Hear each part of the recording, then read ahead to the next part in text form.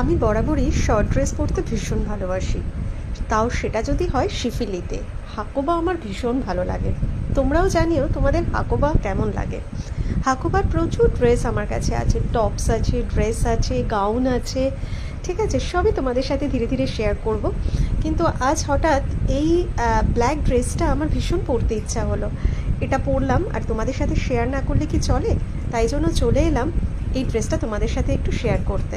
দেখো, এটা পুরো ফুল শিফিলিতে রয়েছে, তার সাথে আমি পরেছিলাম সিলভার লুকালাইক একটা জুয়েলারি, আর কানে পরেছিলাম একটা গণেশ ইয়ারিং, যেটাও ছিল তোমার জার্মান সিলভারের। এই ছিল আজকে আমার আউটফিট। তোমরা জানিও কেমন লাগলো, ড্রেসটা কেমন লাগলো কমেন্ট করতে ভুলো না কিন্তু।